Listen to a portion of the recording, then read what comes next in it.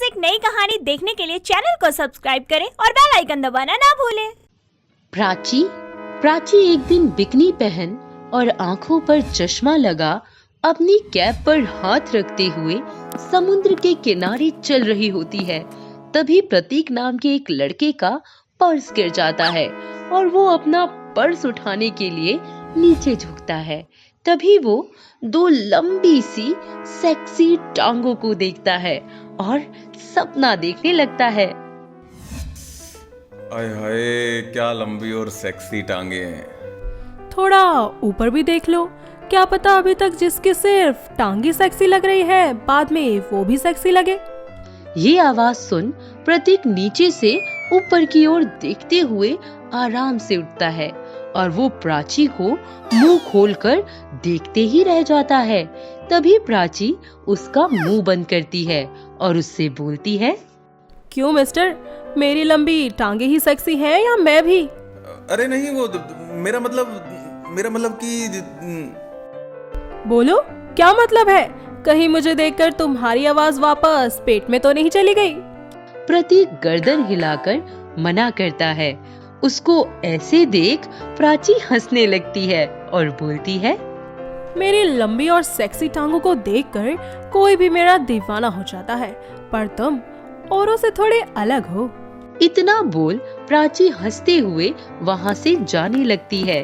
तभी प्रतीक उसको आवाज देते हुए बोलता है, अरे हेलो, अपना नाम और नंबर तो देती जाओ यार, कमाल कर रही हो। प्राची थोड़ी दूर जाकर रुक जाती है और मुस्कुराते हुए पीछे देखती है और उसको अपना नाम और नंबर बताती है, जिसे प्रतीक फटाफट अपने फोन में सेव कर लेता है और वहीं प्राची का सपना देखने लगता है।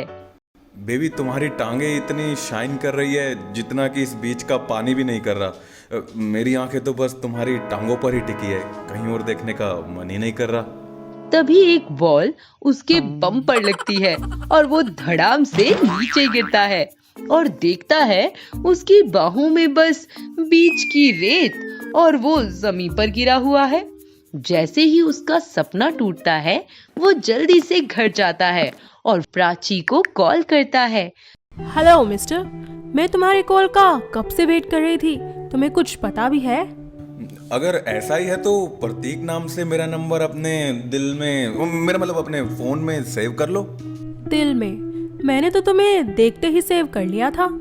उन दोनों की बातों का सिलसिला यूं ही चलता है और एक दिन प्राची मिनी स्कर्ट पहनकर मॉल जाती है, जहां सबकी नजरें उसकी लंबी सेक्सी टांगों पर टिक जाती हैं और सब उसकी सेक्सी टांगे देखकर ठंडी ठंडी आहें भरने लगती हैं।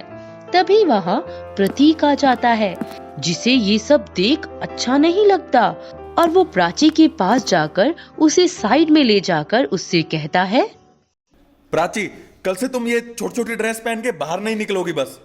पर क्यों? प्रतीक के पास प्राची के इस क्यों का कोई जवाब नहीं रहता और वो वहाँ से चला जाता है।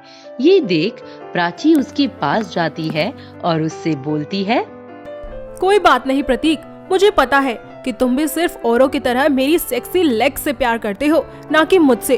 और मुझसे तो तुम्हें सिर्फ और सिर्फ अट्रैक्शन है और कुछ नहीं।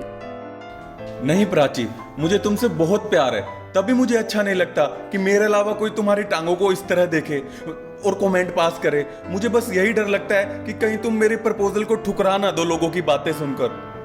ओ प्रतीक, आई लव यू। दोनों एक दूसरे से अपने प्यार का इजहार करते हैं और प्रतीक उससे शादी कर लेता है। निर्मला उसका गृह प्रवेश करवा उसको एक बहू की जिम्मेदारियां बताने लगती है, जिससे वो अच्छे से सुनते हैं पर कर नहीं पाते। और अगली सुबह वो छोटी सी ड्रेस पहन अपने ससुर त्रिलोचन के पास बैठ जाती है, जहां वो रोज की तरह अपना न्यूज़पेपर पढ़ रहे होते हैं। थोड़ी देर बाद वो अपनी एक टांग को दूसरी टांग पर चढ़ाकर बोलती है, डैड, अगर आपने न्यूज़पेपर पढ़ लिया हो तो क्या मैं भी पढ़ सकती हूँ? हाँ बहू, ये लो। उसकी लंबी लंबी सेक्सी टांगों को देख त्रिलोचन की आवाज बंद हो जाती है और मुंह खुला का खुला ही रह जाता है। तभी वहाँ निर्मला आ जाती है और ये सब देख बोलती है, हाय हाय राम, कोई लेके आओ झंडू बाम, टूट गया सपना। अरे बहू, तुझे और छोटे कपड़े नहीं मिले जो तू अपनी ये गोरी गोरी सुंदर सी लंबी टांगे अपने ससुर को दिखा रही है, निर्लज। मॉम, मेरे पास ना ऐसे कपड़े नहीं है जिनसे मैं अपनी सेक्सी टांगों को छुपा सकूं। अरे मुझसे बोल देती, मैं दे देती तेरी टांगों को ढकने के लिए कपड़ा। हाय दैया, टूट गया सपना मोरी मैया। अब कौन सा सपना टूट गया आपका?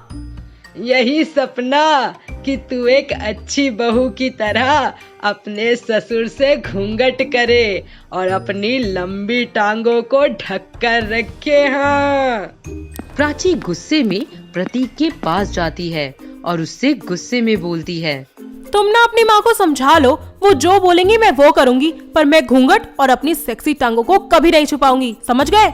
अरे बाबा, क्यों गुस्सा हो रही हो? मैं माँ को समझा दूंगा ना। ये सब देख निर्मला को अच्छा नहीं लगता और वो प्राची से बोलचाल बंद कर देती है। ऐसे ही प्रतीक का बर्थडे होता है, जिस वजह से उसके कुछ दोस्त घर पर आते हैं और वो सब मिलकर सेलिब्रेट करते हैं। सब पार्टी करके अपने अपने घर जाने लगते हैं। तभी उसके एक दोस्त तुषार की नजर प्राची पर पड़ती है, जहाँ प्राची शॉर्ट जीन्स में बाहर खड़ी होती है। उसकी लंबी सेक्सी टांगों को देख वो बहक जाता है और उसको पीछे से हक कर उसके साथ जबरदस्ती करने लगता है और बोलता है, हाय काश तुम मुझे मिली होती। माँ कसम क्या टांगे हैं तुम्हारी। छोड़ो मुझे, तुम्हारी हिम्मत कैसे हुई? मॉम, प्रतीक इधर आइए। उसकी आवाज सुन सब दौड़े दौड़े उसके पास आते हैं और प्रतीक अपने दोस्त को मारने लगता है, जिस पर वो सबसे माफी मांगने लगता है और बोलता है, मुझे माफ कर दो, मुझसे गलती हो गई। भाभी की सेक्सी टांगों को देखकर मैं थोड़ा बहक गया था। भाई मुझे माफ कर दो। तुषार सबसे माफी मांग शर्मिंदा होकर वहाँ से चला जाता है। ये सब देख निर्मला बोलती है, बस इसी दिन के लिए मैं तुझे बोलती थी कि अपनी टांगों को ढक कर रख, पर कोई मेरी सुने तब ना। प्राची को अपनी गलती का एहसास हो जाता है और वो माफी मांगती है और अपनी सास से प्रॉमिस करती है, मॉम, अब मैं हमेशा अपनी सेक्सी टांगों को ढक कर रखूंगी और जैसा आप बोलेंगी मैं बिल्कुल वैसा ही करूंगी। बस एक आखिरी बार मुझे माफ कर दीजिए, प्लीज मॉम। निर्मला उसे उसकी गलतियों के लिए माफ कर देती है और अब प्राची एक आदर्श बहू की तरह घर की जिम्मेदारियां उठाती है और अपनी सास को कोई शिकायत का मौका नहीं देती। दोस्तों, अगर आपको ये कहानी पसंद आई तो इसे लाइक करें, शेयर करें और कमेंट करके बताएं कि कहानी में आपको सबसे अच्छा क्या लगा।